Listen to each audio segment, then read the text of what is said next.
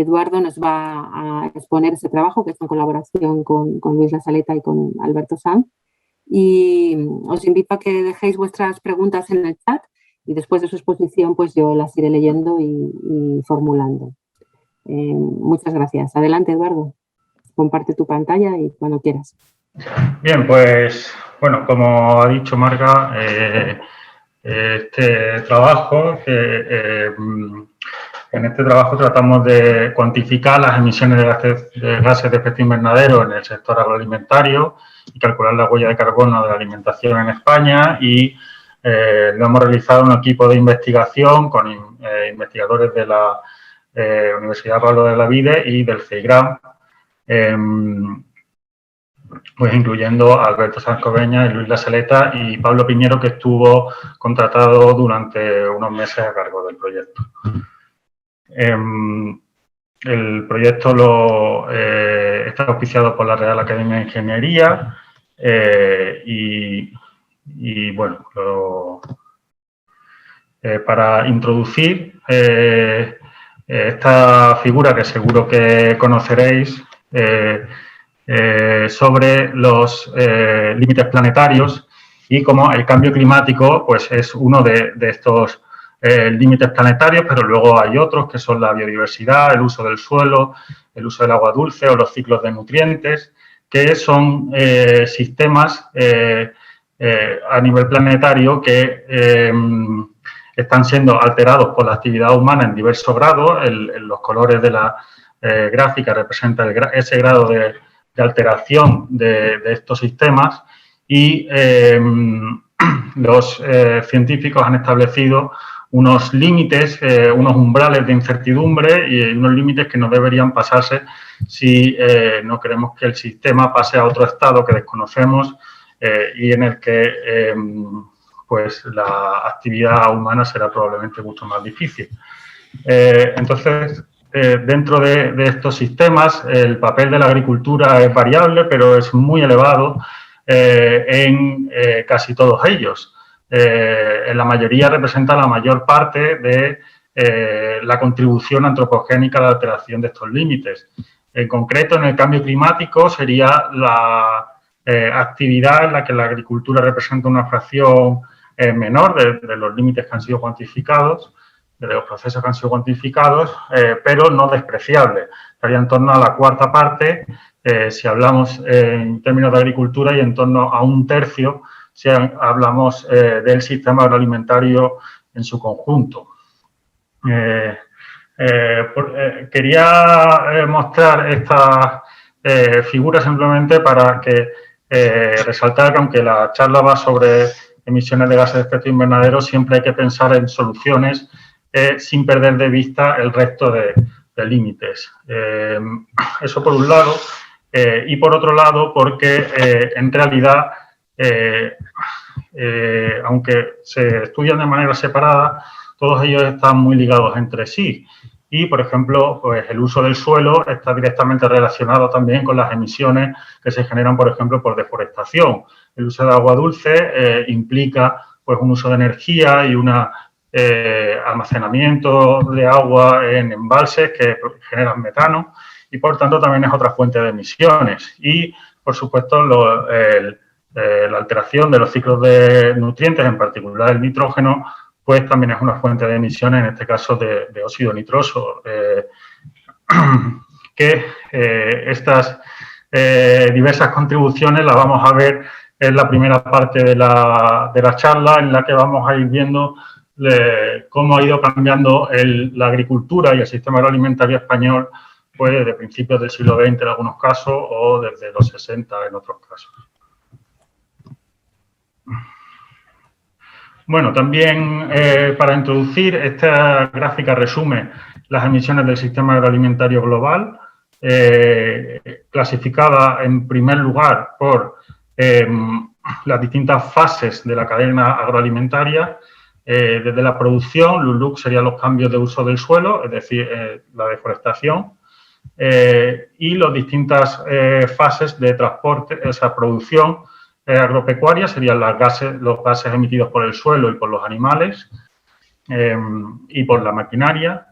el transporte de los alimentos una vez que salen de la finca, procesado, empaquetado, comercialización, consumo, serían las emisiones generadas en los hogares y gestión de los residuos en Northlife. Esto sería el sistema agroalimentario global. Luego vemos un desglose de estos procesos en distintos componentes, por ejemplo, separando las emisiones del suelo en la agricultura, la fermentación entérica, manejo de estiércol, etcétera, y luego vemos cómo se distribuye esto por gases, ¿no? Así vemos que los 3 gases principales de efecto invernadero, que son el metano, el CO2 y el óxido nitroso, pues tienen mucha relevancia en agricultura. El CO2, sobre todo, debido a la deforestación, por un lado, y al uso de energía para la producción de insumos y en las fases posteriores de la cadena agroalimentaria, por otro lado. El metano, sobre todo, de fermentación entérica y de los arrozales, también de la gestión de los residuos y el óxido nitroso, sobre todo, del suelo y en menor medida, pues, de emisiones indirectas y de la producción de fertilizantes. ¿Cómo se distribuyen estas emisiones en las distintas zonas del mundo? Pues la mayor parte corresponde a la fase agrícola, sobre todo en los países en desarrollo tienen mucho peso las emisiones asociadas a la deforestación, el LULUC. Mientras que los países industrializados tienen más peso las fases posteriores de la cadena agroalimentaria, sobre todo las relacionadas con la energía. La fracción que representa la alimentación sobre las emisiones totales ha ido disminuyendo a nivel global en las últimas décadas,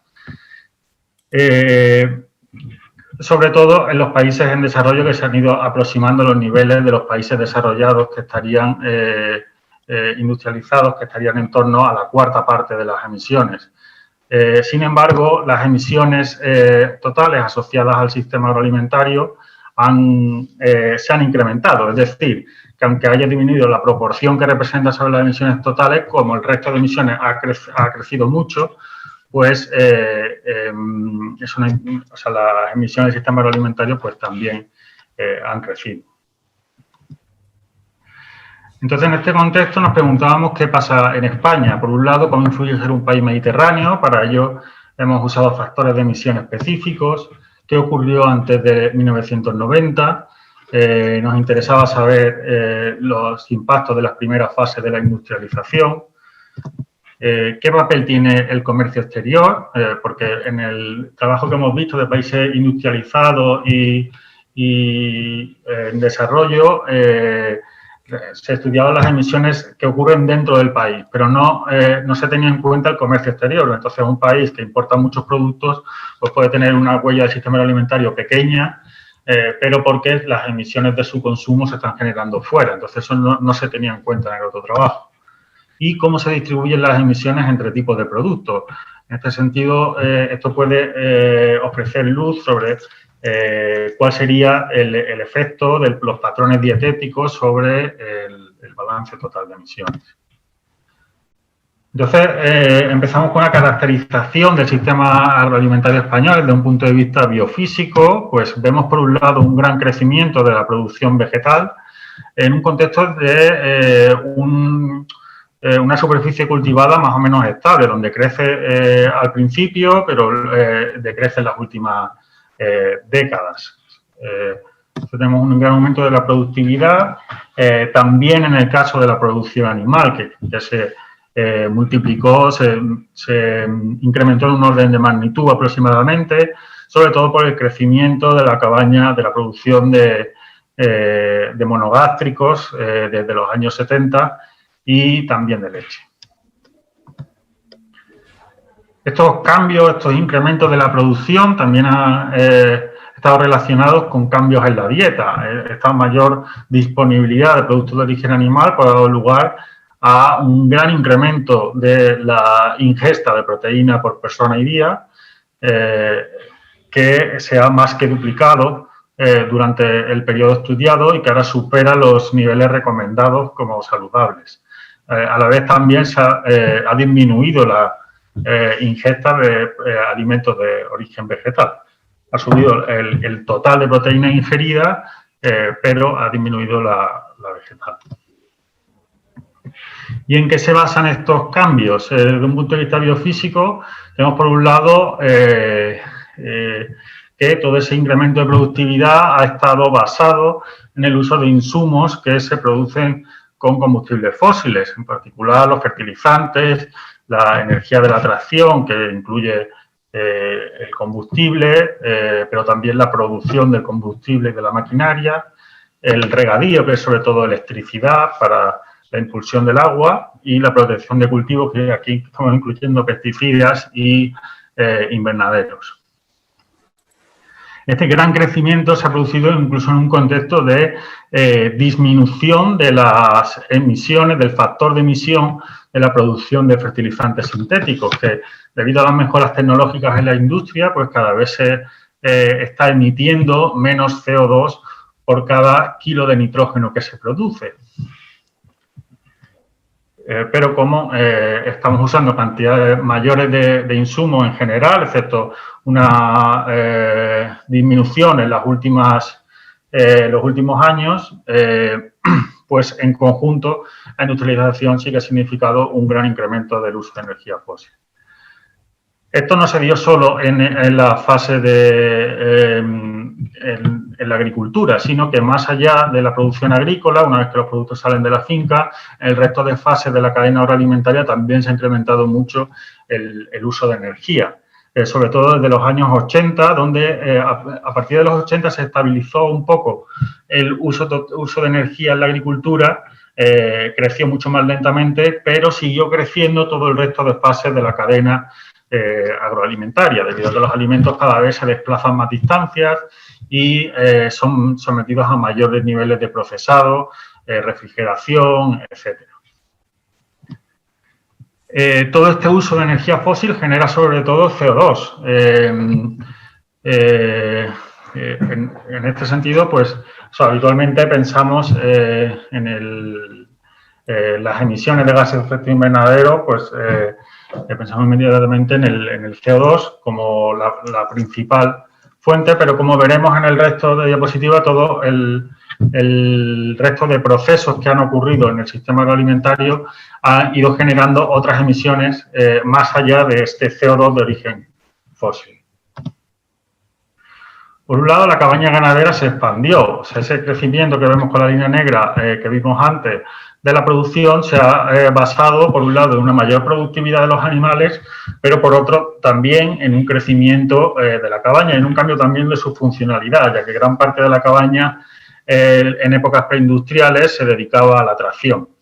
Entonces, este crecimiento del número de animales, pues, ha significado un aumento de las emisiones de metano, sobre todo, y nos estamos refiriendo sobre todo a la cabaña de rumiantes. Por otro lado, el ciclo del nitrógeno se alteró. Por ejemplo, aquí vemos la situación en los años 60 con una entrada de fertilizantes sintéticos moderada y una entrada de piensos importados muy pequeña para sustentar una dieta basada principalmente en productos de origen vegetal, dio lugar a un sistema con unas entradas muy grandes tanto de fertilizantes sintéticos como de piensos importados, para sostener una dieta basada en productos de origen animal y generando unas grandes pérdidas a la atmósfera, tanto en la gestión de los estiércoles como en la aplicación al suelo de los fertilizantes, tanto sintéticos como orgánicos. Entonces, todos estos procesos han generado, pues, emisiones de óxido nitroso, tanto directas como indirectas. Por otro lado, estos cambios en el manejo, con un uso de variedades con mayor índice de cosecha, en general con menor producción de raíces, con una pérdida de cubierta vegetal en los cultivos leñosos, son cambios que han generado, interaccionando con los cambios en el clima, que que se ha incrementado la temperatura durante este periodo, acelerando la mineralización, pues una pérdida continuada del carbono orgánico en el suelo, como modelamos en este estudio. Entonces, esto se traduce, al perder carbono en el suelo, pues ese carbono se está emitiendo a la atmósfera y, por lo tanto, siendo una fuente de emisiones de gases de efecto invernadero. Por otro lado, los cultivos leñosos se expandieron, lo que dio lugar a un mayor almacenamiento de carbono en su biomasa. Al aumentar la superficie, pues aumenta el número total de árboles y la biomasa que almacenan, excepto en el caso del viñedo. Y, por tanto, en este caso estaríamos hablando de un secuestro neto de carbono, estarían retirando carbono de la atmósfera. Entonces, todo esto se traduce también en emisiones o secuestro de CO2, en este caso no de origen fósil, sino de origen biogénico. Por otro lado, se expandieron los regadíos. Gran parte del incremento de la productividad en los cultivos pues se debió a la expansión de regadíos, tanto primero en cultivos herbáceos que ya contaban con una superficie regada bastante notable en periodos preindustriales y posteriormente una gran expansión de los cultivos del riego en los cultivos leñosos. Este incremento en el regadío, como vimos, se basó en el uso masivo de energía y creciente de energía, pero también en el uso la expansión de las superficies de agua de los cuerpos de agua relacionados con el riego, como pueden ser los embalses, los canales, las balsas de riego, etcétera. Entonces, estos cuerpos de agua son una importante fuente de metano, ya que pues, se dan las condiciones anóxicas, sobre todo por la descomposición de su materia orgánica, para que se emita este gas. Por otro lado, la agricultura española se abrió al mundo desde los años 60, incrementándose notablemente tanto las importaciones como las exportaciones. Las importaciones eran principalmente de alimento animal, de piensos, sobre todo cuando analizamos en términos netos. O sea, si sustraemos las exportaciones a las importaciones, pues en términos netos lo que importamos principalmente es productos para alimentación animal. Esto viene principalmente de zonas, aquí lo estamos observando en esta gráfica de la izquierda, en millones de hectáreas, a la derecha observamos los flujos en términos de nitrógeno, pero lo que nos viene a decir la derecha es que estas hectáreas virtuales vienen en su mayoría de Latinoamérica y son zonas donde está ocurriendo una gran deforestación y, por tanto, esto se puede traducir también en emisiones de CO2, también en este caso biogénico, que son otro componente del balance de emisiones de la alimentación. Entonces, en este estudio hemos cuantificado todos estos gases que hemos ido viendo en 3 cortes temporales. En 1960, el 85 y 2010, añadiendo 1900 en el caso de la producción agropecuaria. El análisis de inventario se basó en estadísticas oficiales y trabajos previos del Laboratorio de Historia de los Agroecosistemas. Y usamos factores dinámicos de los insumos industriales, teniendo en cuenta esos cambios en la eficiencia que hemos visto.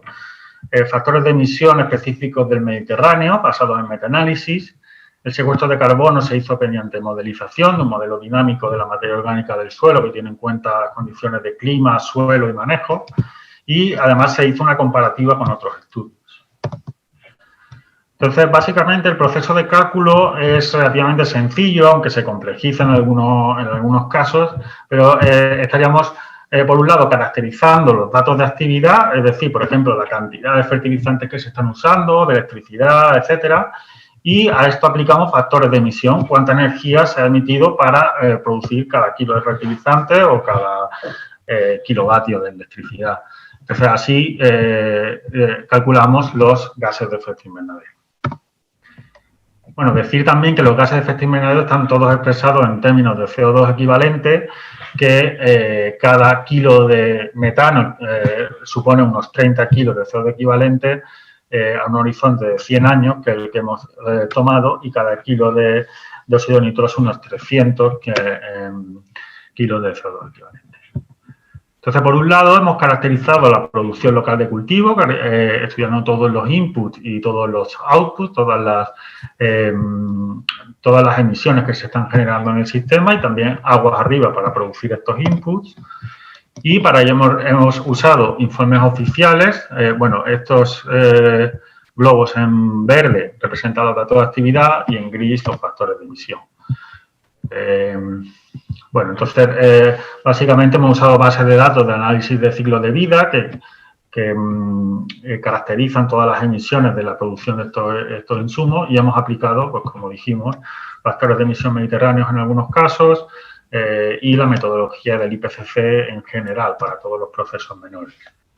Algo similar hemos hecho con la producción animal, en el que hemos caracterizado las entradas y las emisiones que se están generando en el sistema y hemos usado estas fuentes. Y hemos relacionado la producción animal con la producción local, pues mediante estos balances de los productos, teniendo en cuenta también pues todo el comercio exterior. O sea, aquí vemos cómo pues, la producción local produce productos vegetales, pero también residuos de cultivo. Aquí vemos a dónde se van dirigiendo cada uno y las entradas de importaciones, las salidas por exportaciones y cómo mediante estos procesos, pues una parte acaba en la producción animal y otra parte lo que no es exportada, pues una parte del balance neto acaba siendo consumida para alimentación humana, que sería el uso doméstico de productos agropecuarios. Entonces, de eso que es consumido, luego hemos caracterizado todo lo que le ocurre a estos productos a lo largo de toda la cadena agroalimentaria, pues su procesado, comercio, comercialización, preparación en los hogares o la restauración y también el metabolismo humano y en medio todas las fases de transporte y todas las pérdidas que está habiendo en cada una de las fases de la cadena y las emisiones que se generan también en la gestión de los residuos. Bueno, estos serían los factores de emisión que hemos usado específicos del Mediterráneo, con factores menores para el caso del secano que en el regadío y distinguiendo por tipo de riego y por tipo de fertilizante, con mayores emisiones en el caso de los purines y las menores emisiones en el caso de los estiércoles sólidos. Y estos serían los resultados. En el caso del regadío,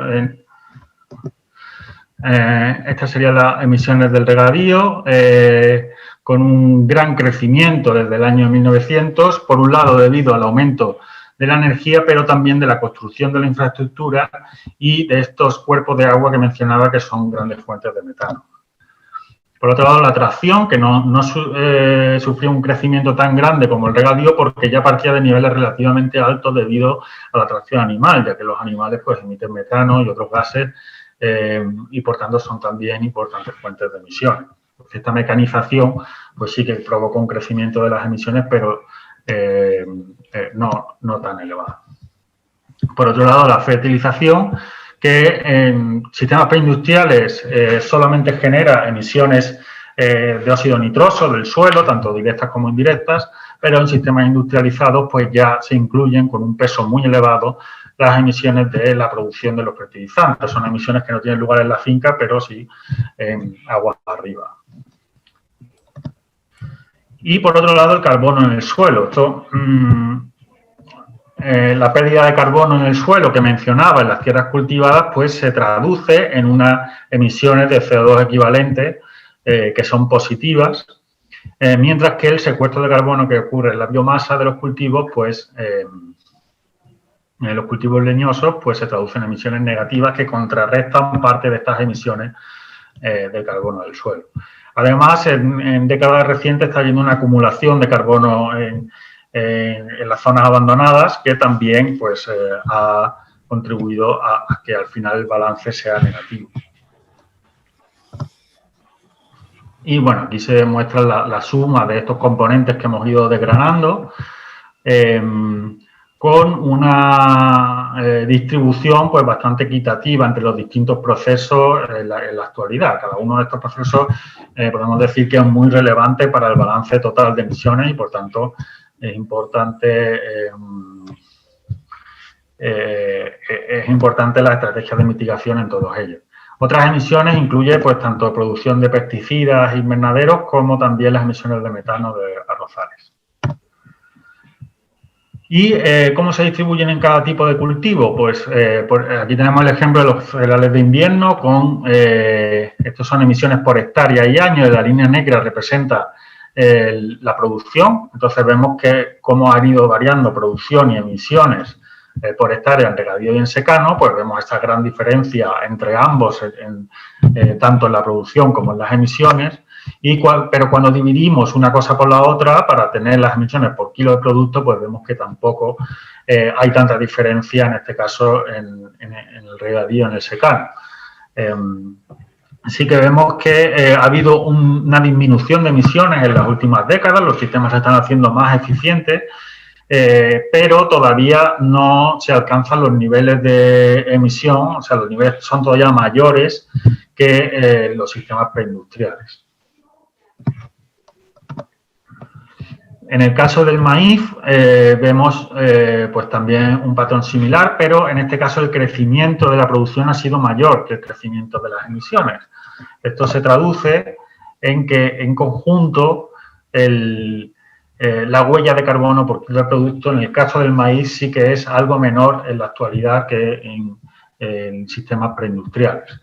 Vemos también pues, los distintos patrones en regadío y secano, pues con una dominancia, o sea, con un papel importante de las emisiones del propio riego en el regadío y en el caso del secano en maíz, como se produce en zonas templadas, pues tiene más peso que el que vimos en los cereales, las emisiones de óxido nitroso del suelo. En el caso de cereales de invierno, pues se cultivan en clima mediterráneo que tienen un factor de emisión bajo de óxido nitroso y, por tanto, bueno, aquí habíamos visto que su papel era muy pequeño. Bueno, en el caso del olivar, pues tenemos patrones similares. Aquí podemos ver cómo el secuestro de carbono en la biomasa, debido a la expansión de la superficie del olivar, ha ayudado a compensar parte de estas emisiones. Incluso en algunos periodos históricos estaba compensando todas las emisiones, como en el caso de 1900, donde el secuestro era mayor que todas las emisiones, por tanto el balance era neutro o ligeramente negativo. Bueno, pues en esta gráfica vemos cómo se distribuyen las emisiones por tipo de cultivo. Han ido ganando peso los cultivos de riego, como las hortalizas, por ejemplo, y también el olivar, pues con esa expansión que ha experimentado, o otros cultivos también de riego, como los cítricos. En esto, cuando ya separamos específicamente el secano del regadío, vemos cómo hemos pasado de un sistema donde la cuarta parte aproximadamente de las emisiones se debía al riego, a la situación actual donde aproximadamente 2/3 de las emisiones de la producción de cultivo tienen lugar en sistemas de regadío. ¿Y cómo se distribuye la huella por kilo de producto? Pues aquí vemos los kilos de CO2 equivalente por kilo de materia fresca, pues con mayores emisiones en el arroz. Esto es una tendencia global debido a que el arroz genera muchas emisiones de metano. Emisiones también elevadas de frutos secos por su baja productividad principalmente, ya que por hectárea sus emisiones son también muy bajas. Y las emisiones más bajas las tenemos abajo, pues en general en productos pues, que tienen un contenido de agua relativamente elevado y, por tanto, claro, aquí estamos comparando cosas pues, con contenidos de agua muy distintos y esto nos lleva a que su huella por kilo de producto sea también menor, porque producen muchas toneladas por hectárea. ¿Y cómo ha evolucionado las emisiones en la ganadería? Pues hemos pasado de un balance dominado por la fermentación entérica a otro donde la fermentación entérica, o sea, a un incremento muy grande de las emisiones y donde la fermentación entérica tiene un papel relativamente menor, porque se le han sumado, no porque hayan disminuido, que han aumentado, se han más que duplicado, pero sí que se le han sumado muchas emisiones, pues por ejemplo, de manejo de estiércol, que en la actualidad se maneja en forma líquida y esto genera grandes emisiones de metano.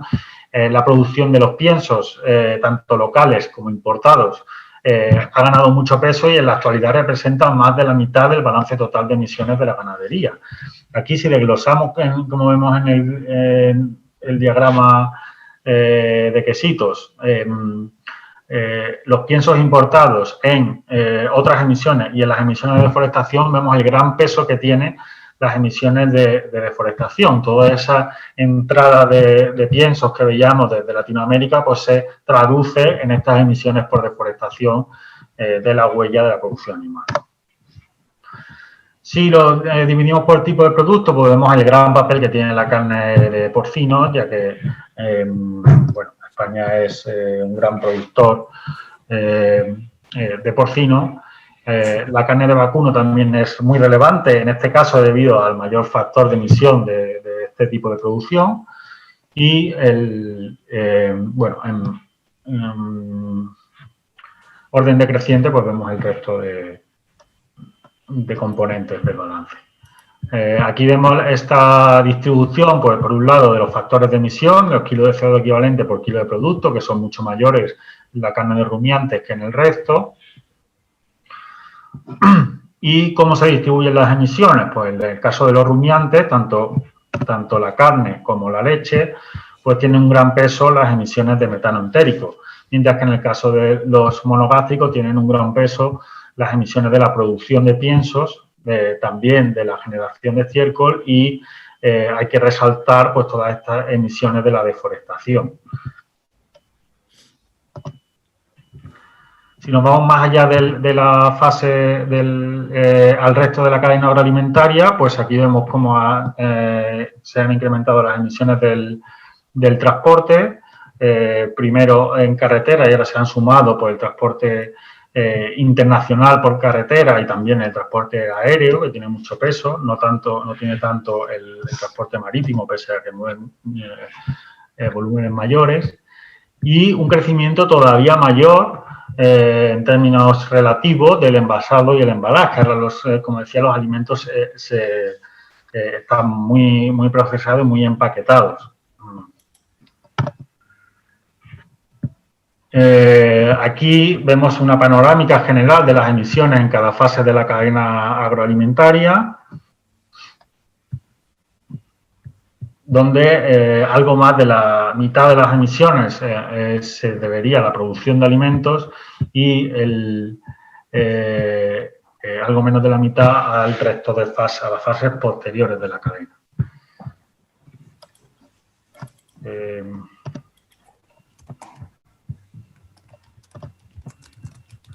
Bueno, en la actualidad, debido a esta apertura al mundo de la agricultura española, aquí vemos el peso que tiene en términos de emisiones los productos que importamos, que son casi similares a las emisiones que se generan dentro del sistema. También vemos las emisiones de las exportaciones y el balance neto por tipo de producto, de forma que el balance neto pues, más o menos se compensa, aunque hay un ligero incremento, o sea, del consumo respecto a la producción, debido a que importamos algo más de lo que exportamos.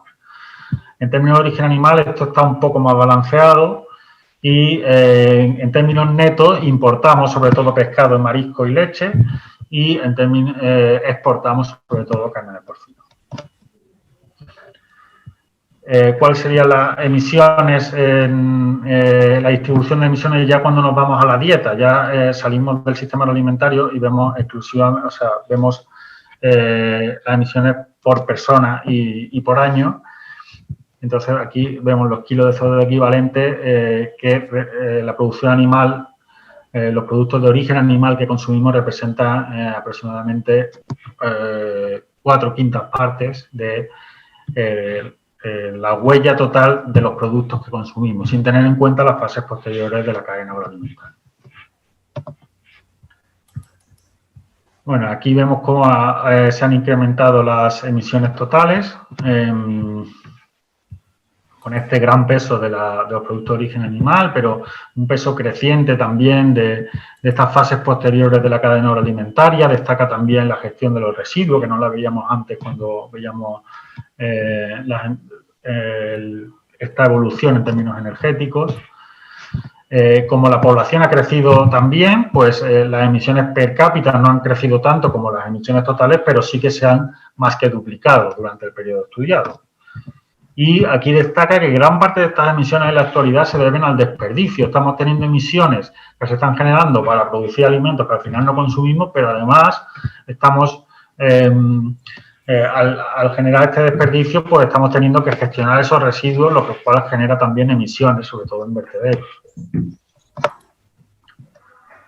Bueno, nuestro estudio se enmarca bien en el rango de otros estudios publicados. Creemos que una metodología mucho más precisa que nos ha permitido desgranar mucho más cada proceso, mientras que en otros casos pues, tienen asunciones más gruesas. Y además nuestro estudio es más exhaustivo, tiene en cuenta más fases de la cadena pues, que no se tienen en cuenta en otros estudios, y esto nos lleva a que cuando analizamos la huella total de la alimentación, teniendo en cuenta el sistema alimentario completo, nuestra estimación es mayor que otras estimaciones. Por tanto, para concluir, en la producción vegetal las emisiones se multiplicaron por 5 desde 1900 y actualmente dominan la producción fertilizante, el nitroso del suelo, la energía de la tracción y el riego y el metano de los embalses. Los aumentos de productividad llevaron a una reducción de la huella por unidad de producto en algunos cultivos desde 1990 principalmente. Las emisiones de la producción ganadera se han multiplicado por 7. En la actualidad, además del metano entérico, tienen gran peso el manejo de estiércol y la producción de piensos, destacando la deforestación.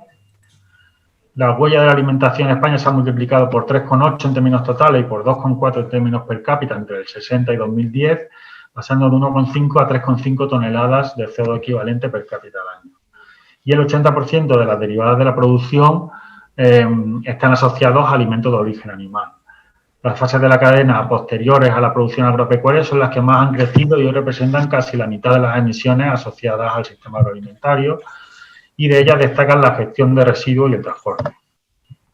Existen variaciones notables en la estimación de la huella en la literatura, resultado de diferencias en metodología y límites de los estudios.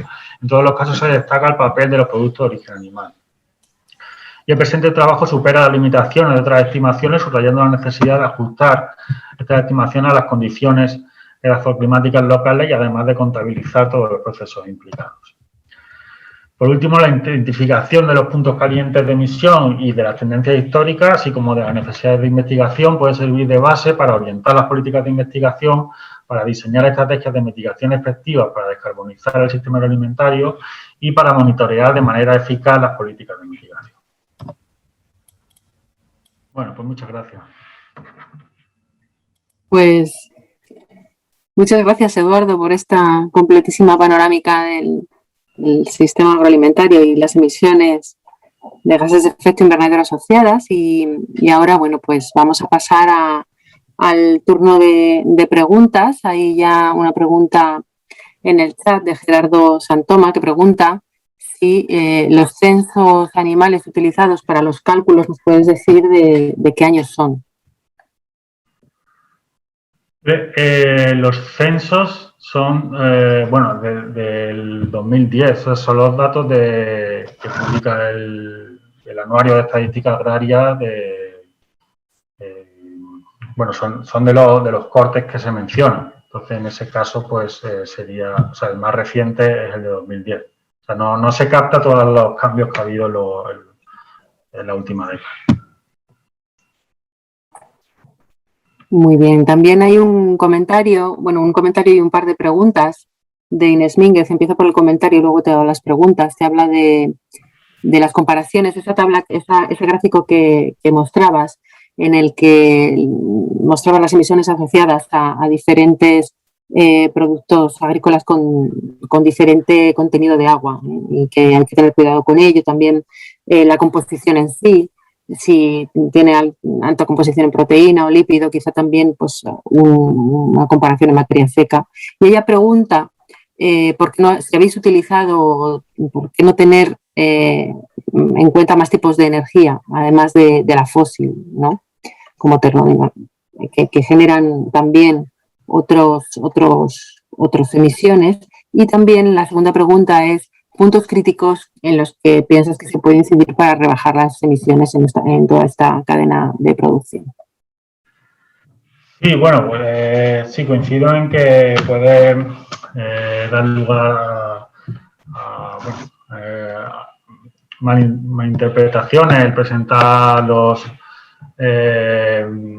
las emisiones por kilo de materia fresca, pero lo hicimos así porque para el público general iba a ser más fácil identificar, porque es más fácil pensar en cuánto pesa un kilo de naranja, compararlo con cuánto pesa o sea, no tienes que desecarla, no tienes que hacer ninguna transformación, porque si los pesas de materia seca, pues también es interesante, pero a lo mejor eso tiene sentido en términos de los piensos, por ejemplo, pero en un producto hortofrutícola no se produce por su materia seca, se produce por otras características, pueden ser sus vitaminas, pueden ser otras características que a lo mejor expresadas en materia seca, pues tampoco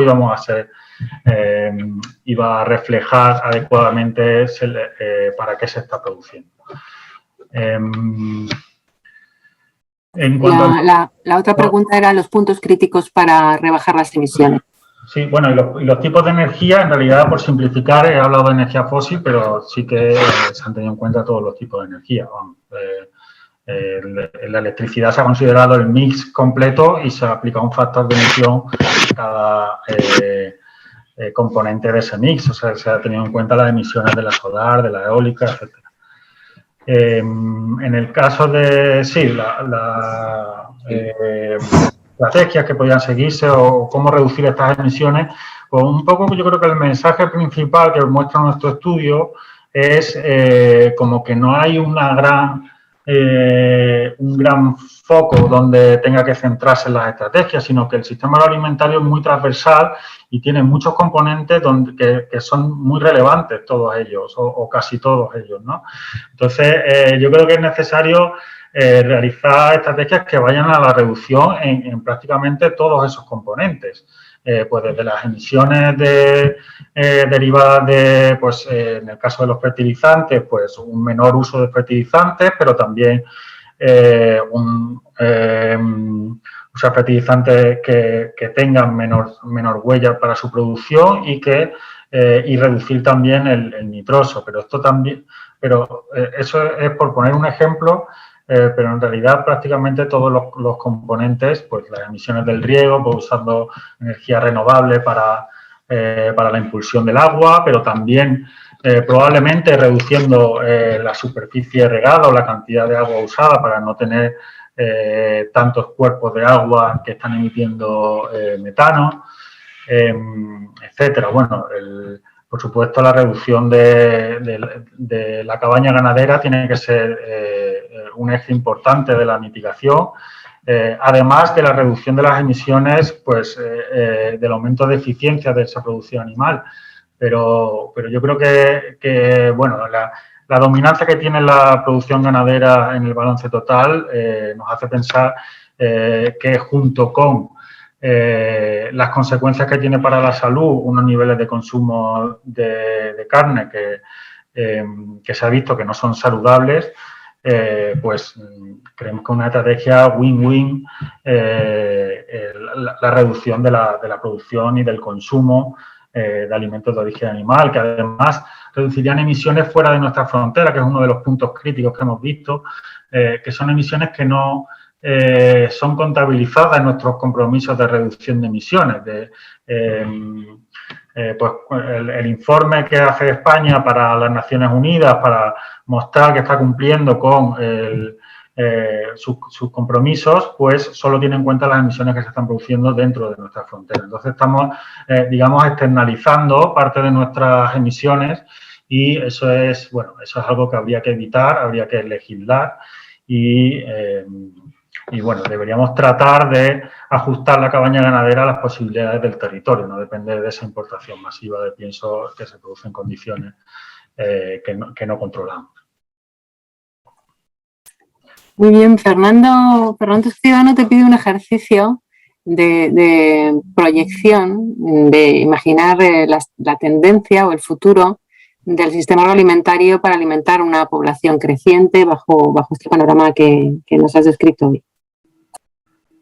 Bueno, yo lo de que la población sea creciente, en el caso de España, las tendencias demográficas no apuntan a eso. De hecho, el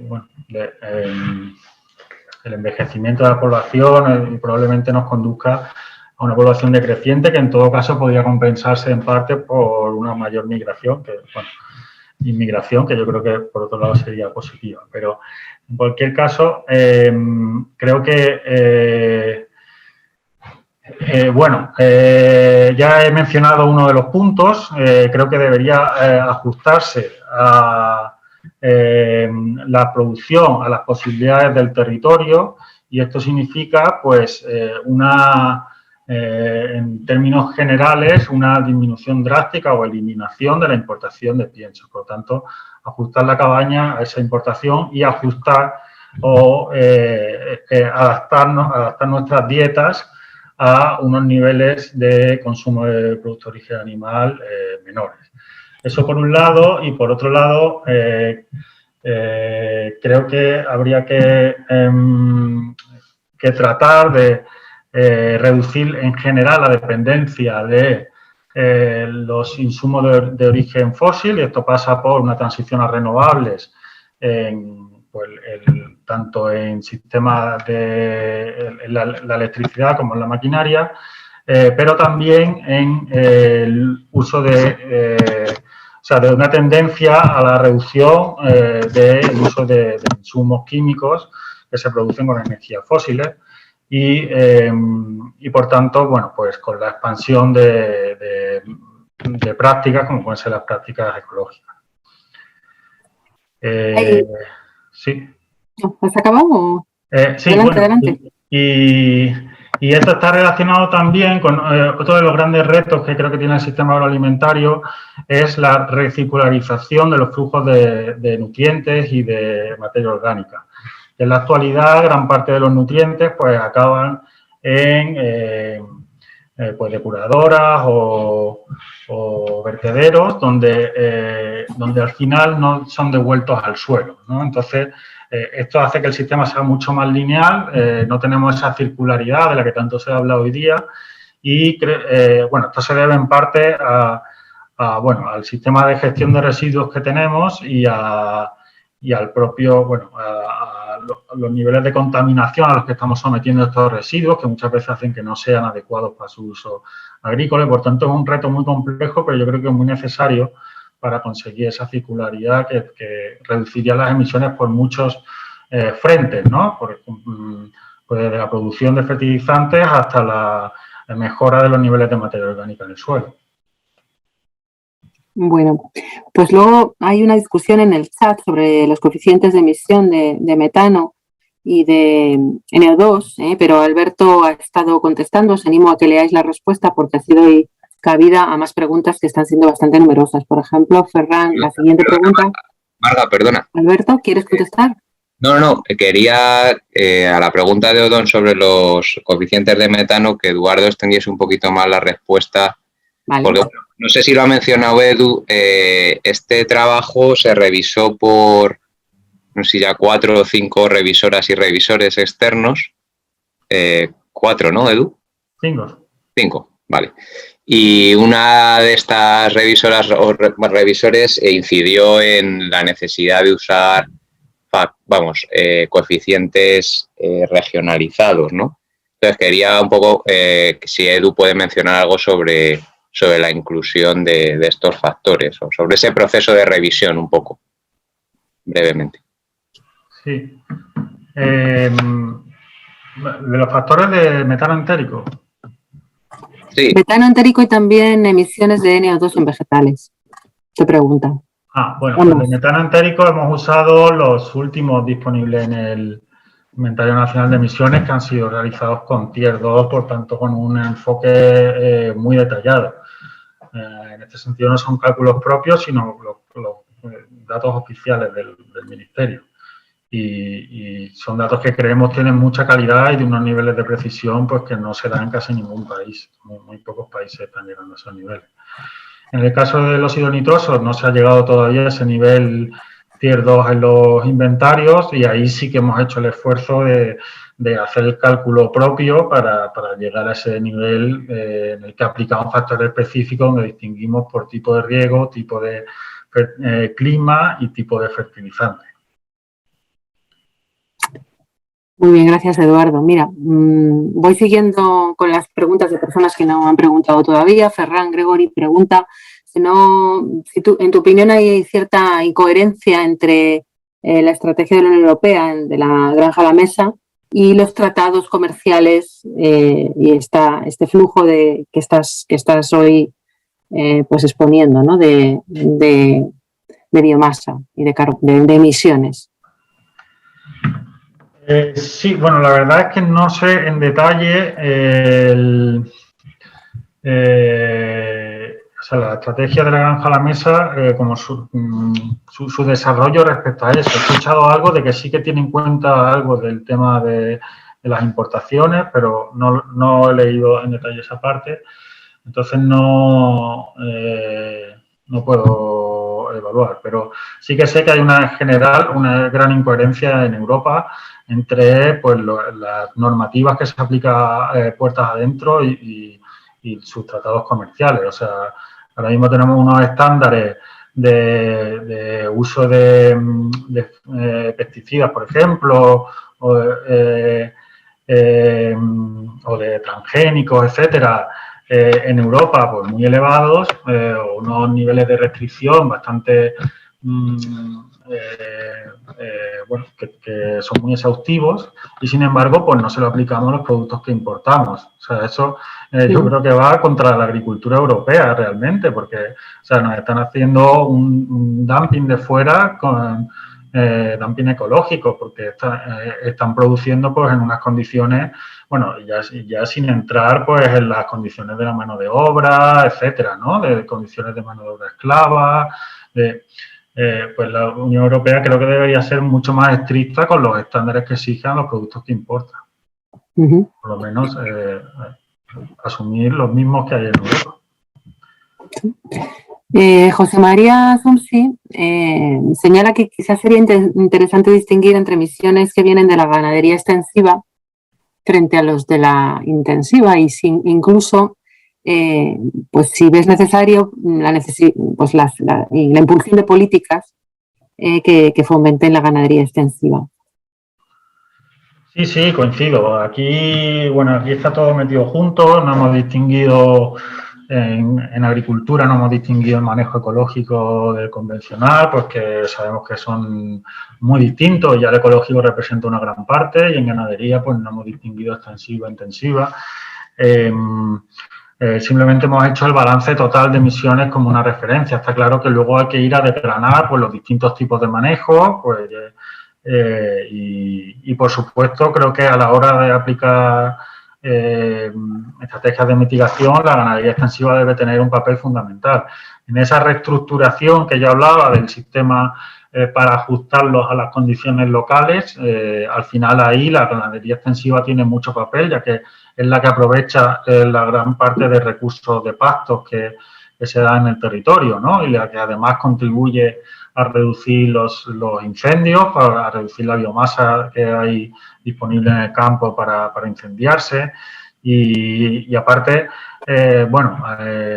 esto se podría hablar mucho más, pero los sistemas, hay muchos sistemas extensivos como el paradigma en la dehesa, ¿no?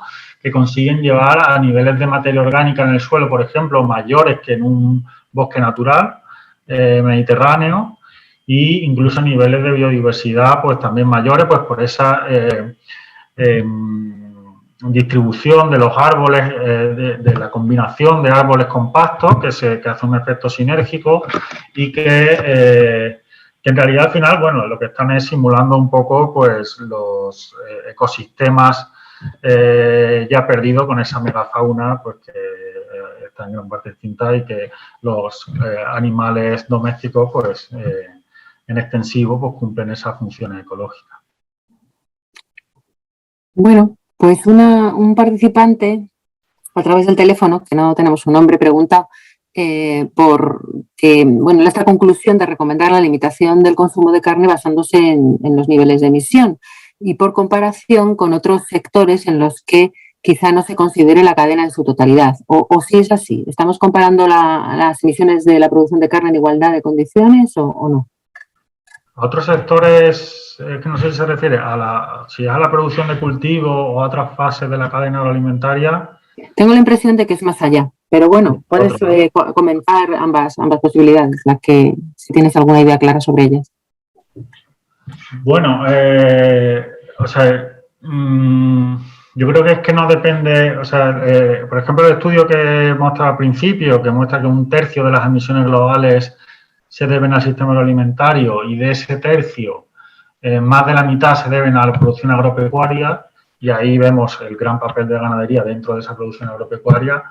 Yo creo que eso no depende de lo exhaustivo que hayan sido los cálculos en otros ámbitos. O sea, que eso es una segregación de las emisiones, de las emisiones que están cuantificadas a nivel global en los distintos sectores.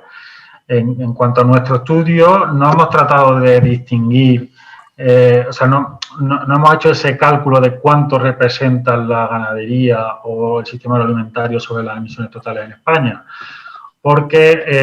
Básicamente porque las emisiones publicadas que hay para España son emisiones dentro de España y no tienen en cuenta el comercio exterior, que sí lo hemos tenido en cuenta nosotros, entonces no serían comparables completamente nuestros resultados. Pero bueno, en general, las emisiones a nivel de producto, por ejemplo, cuando se habla de emisiones por kilómetro recorrido en distintos medios de transporte, etcétera, son emisiones calculadas por análisis de ciclo de vida que deben de ser tan exhaustivos como el que hemos hecho nosotros. O sea que yo creo que sí que sería comparable. Muy bien, tienes un par de preguntas metodológicas, una en relación con la metodología para estimar las absorciones de carbono en pastos, de Raúl Montoya, y otra para calcular la metodología para calcular el secuestro de carbono en estructuras permanentes de frutales, de Pilar Baeza. Parece que la metodología despierta mucho interés, claro, es porque tiene un gran impacto en la cuantificación final. Sí. El balance de carbono, solo hemos modelado el balance de carbono en suelos agrícolas, o sea, en cultivos, no hemos modelado el balance de carbono en pastos. Eso es una tarea pendiente, entonces ahí hemos asumido que es cero y simplemente, no lo hemos tenido en cuenta, está por hacer.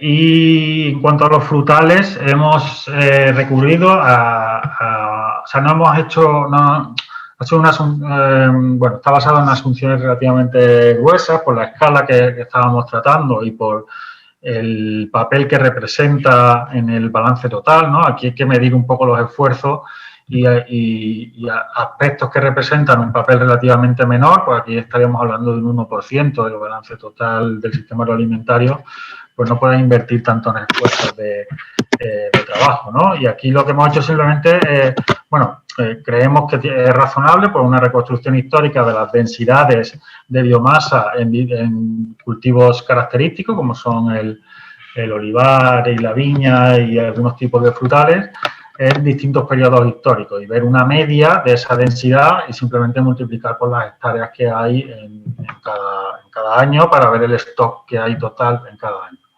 Y linealmente, traducirlo a un cambio anual en ese stock, pues uniendo los distintos cortes. Bien. Tenemos también una pregunta sobre el papel de las razas autóctonas en la ganadería extensiva. El papel en relación con las consecuencias en las emisiones, si es que las hay. Bueno, pues la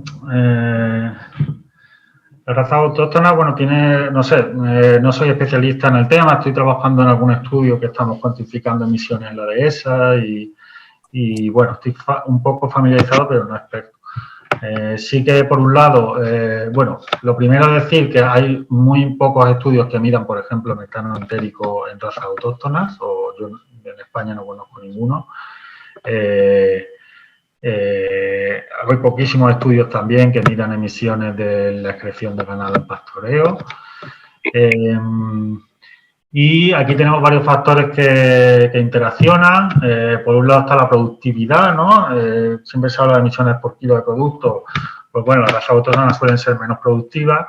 Entonces, esto nos lleva a que cuando dividimos puede que lleguemos a emisiones mayores por kilo de producto.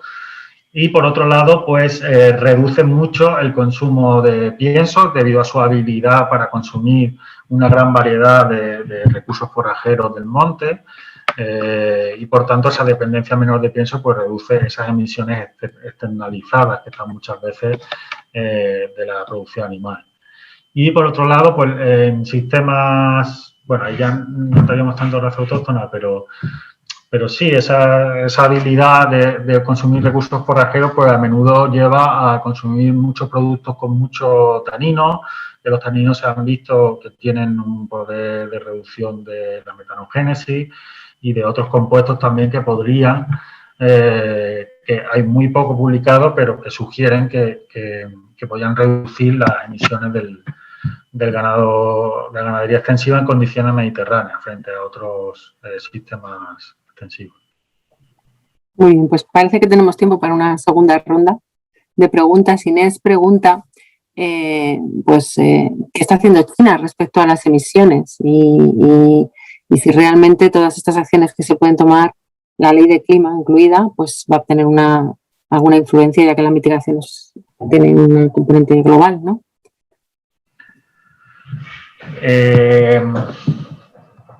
Bueno, yo creo que cada territorio tiene su responsabilidad. O sea, no,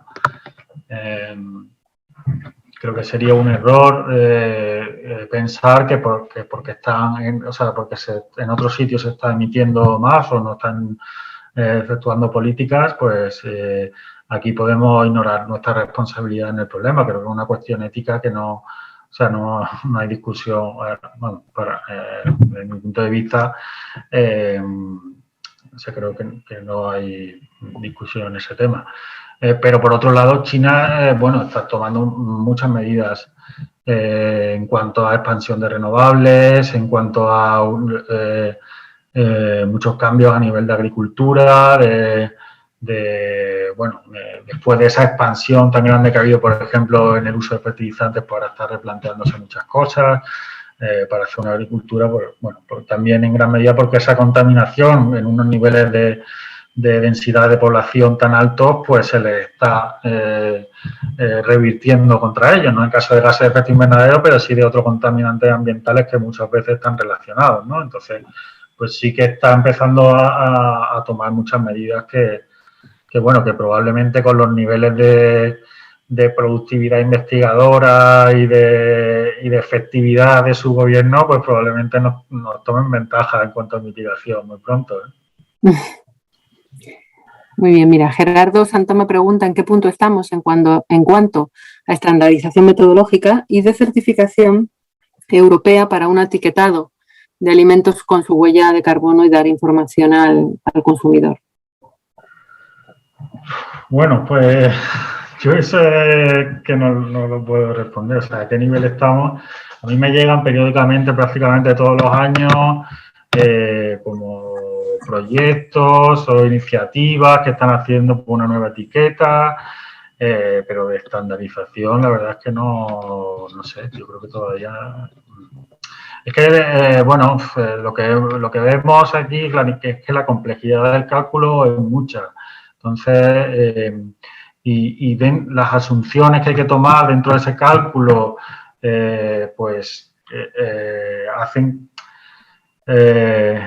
hacen que sea muy difícil. O sea, sea muy difícil, por ejemplo, a nivel europeo, donde hay muchos tipos de clima, muchos tipos de cultivos, y luego ya mete el factor también pues de todos los productos procesados que se componen de un montón de tipos de productos que pueden tener distintos orígenes, no sé, unas galletas con harina procedente de trigo de varios sitios, con azúcar cada una de un país, con un montón de ingredientes que al final construir la huella de carbono de eso, bueno, es bastante complejo y esto se mezcla con todos los intereses que hay pues, de todas las industrias que se ven afectadas por esto y que probablemente en una estandarización quieran meter baza y bueno, es complejo. Creo que estaría muy bien y no solo de huella de carbono, sino todo el resto de impactos ambientales, porque como dije al principio, la huella de carbono es solo uno de los componentes del cambio global y creo que es necesario verlo en su conjunto, porque si nos centramos solamente en huella de carbono nos va a pasar como cuando nos centramos solamente en producción, que acabamos provocando un montón de impactos ambientales. Pues si solo nos centramos en huella de carbono, probablemente vaya a tener otras consecuencias. Y de hecho, la última ya pregunta que está apareciendo va en esa dirección. Te preguntan si es posible que una medida de mitigación hacia una reducción de la huella de carbono tenga otros efectos negativos, ¿no? En otras categorías de impacto, como me imagino que se están refiriendo también a la adaptación y a otro tipo de impactos, sí. Claro, exacto. Nelson pregunta. Sí, bueno, es lo que comentaba, que hay que ver todo el sistema en su conjunto, ¿no? Y que incluso en términos de mitigación, pues también ver el sistema en su conjunto y no centrarnos, por ejemplo, solamente en una fase como puede ser las emisiones del suelo. No estoy diciendo que no sean importantes los estudios que analizan las emisiones del suelo, pero cuando hablamos de mitigación realmente hay que hablar de mitigación en su conjunto y ver el efecto de una práctica, pues no solo sobre esas emisiones, sino sobre todo el balance, ¿no? Porque si esa práctica se basa, por ejemplo, en usar un producto que va a generar emisiones por otro lado, pues al final puede que no estamos reduciendo emisiones, ¿no? Bien. Pues no sé si hay alguna pregunta más que se haya quedado en el chat, que haya pasado desapercibida. Si es así, podéis levantar la mano. Y si no, pues están comentando sobre el swapping, la pollution swapping, el cambio de contaminación. No sé si hay alguna palabra pedida. Inés, ¿quieres hablar? Sí, es a una pregunta de Fernando Escribano, que es importante porque está en los foros internacionales, se está hablando de esto, y en economistas, en foros economistas, ¿qué va a pasar con África?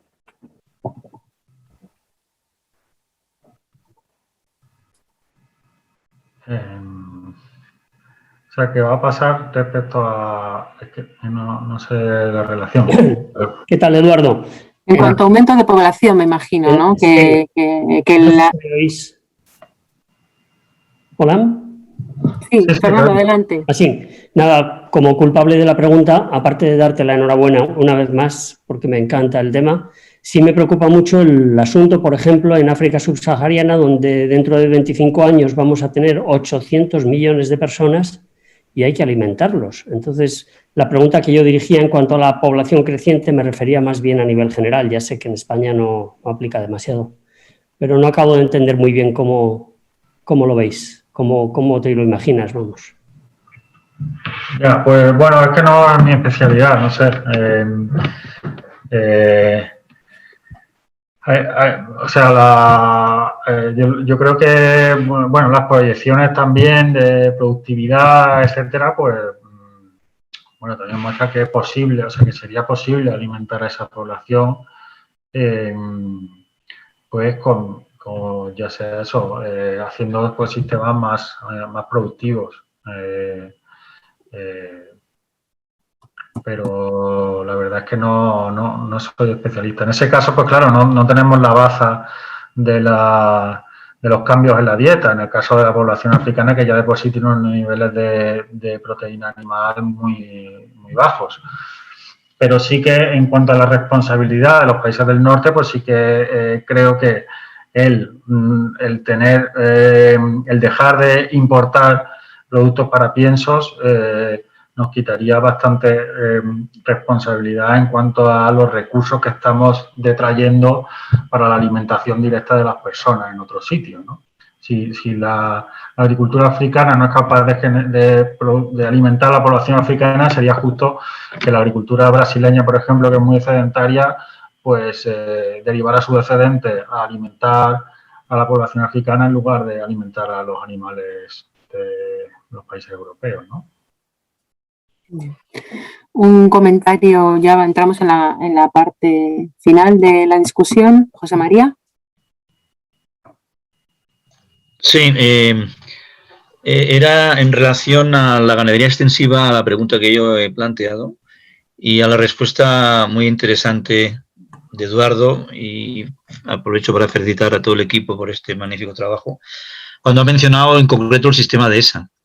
Recuerdo, como sabéis, que, bueno, interrumpido por la pandemia esta maldita, ha quedado de todas maneras, no perdido, pero sí un poco en stand-by esa idea con la Fundación Tatiana de analizar en profundidad las emisiones y el balance de huella de carbono de un sistema tan interesante como el de ESAS. Y que yo creo que es un tema que habría que retomar, porque aparte de los estudios meta y macro como este que hemos visto, muy interesantes, por supuesto, pero claro que no distinguen entre sistemas productivos como ganadería intensiva o extensiva, o agricultura ecológica o convencional, o en este caso, pues en un sistema concreto. Yo creo que además de estudios a nivel global, podría ser muy interesante, y de hecho existen, ¿no?, muchos estudios en cuanto al tema de emisiones y balance de emisiones y huella de carbono en sistemas productivos concretos. Y en España, que tenemos millones de esas, sería muy interesante, y simplemente recordar esta cuestión. Y para terminar, aprovecho para la pregunta esta de África, que se deriva del planteamiento de Fernando. Yo creo que evidentemente el balance global a nivel agroalimentario de emisiones pues tiene que ver también con un sistema distributivo, ¿no?, en la alimentación. Yo creo que en África no se consume apenas proteína animal o muy poco proteína animal, y en países desarrollados hay un exceso de consumo bastante importante, ¿no?, incluso desde el punto de vista de salud pública. Por tanto, yo creo que, como tantos otros temas, como la riqueza de otros temas, lo importante también es el tema distributivo. Probablemente en los países desarrollados habrá que comer menos carne y en África habrá que producir y consumir más carne, y por tanto el balance global quizá no se vea tan empeorado si existe esa faceta distributiva a nivel mundial. Nada más. Sí, bueno, coincido completamente con ese tema de la distribución. Y respecto a la de ESA, lo que comentaba antes de ese estudio, bueno, en el que estoy participando con la Universidad de Córdoba, que está analizando la huella de carbono en algunos sistemas de ESA, pues todavía no está publicado, pero sí que decir que los resultados preliminares sugieren que el secuestro de carbono que está habiendo en el arbolado y el suelo está casi, o depende del sistema de la finca, pero a menudo está compensando todo el resto de las emisiones que están generando los propios animales, ¿no? O sea que bueno, ahí ya ni por kilo de producto pueden atacar a la ganadería extensiva. Porque si es cero, lo divides por lo que lo dividas, sigue siendo cero. Muy bien. Alberto, creo que también has pedido la palabra. Muy bien, gracias. Hola, ¿qué tal? Nada, bueno, darle enhorabuena a Eduardo y a Marga por la moderación. Bueno, feliz, darte las gracias a ti, Marga. Solo quería comentar, bueno, sobre lo de África, que como ha dicho Eduardo, no es nuestra expertise y tal, pero que bueno, que proyecciones a 2050 son importantes, pero en el 21 de mayo de 2021 ya hay entre 700 y 800 personas que pasan hambre en el mundo, y más o menos un tercio están en África hoy. O sea que hay un problema, como bien dice José María, de distribución y de prioridades en un sistema como el actual. Se tiran el 30% de los alimentos que se producen, ¿no? Y tal. O sea que yo creo que es necesario un replanteamiento, repensar el modelo en su conjunto. Y nada, y bueno, luego quería agradecer a gente en concreto, no sé si ya, como te he escuchado que era ya al final, quería aprovechar, pero... Tenemos unos minutos si hay alguna intervención más, y si no, pues te dejamos que agradezcas. Bueno, es que no he podido estar justo al principio, pero no sé si lo ha comentado Eduardo, pero me gustaría agradecer en especial, bueno, a Jaime Gómez Arnau, ¿no? Que es miembro de la Academia de Ingeniería, ¿no? Que fue un poco la persona que se interesó por nuestros trabajos previos y quien se acercó a Edu y a mí para hacer esto. Entonces, creo que no está por aquí, pero bueno, quería que constase porque ha sido una persona muy importante para que el estudio salga adelante. Nada más, agradecer a Edu la magnífica presentación. Muy bien, pues no veo más comentarios ni manos levantadas, así que nada, felicitar a Eduardo, muchas gracias por la exposición y el debate tan estupendo y nada, que paséis buen día. Muchas gracias a todos.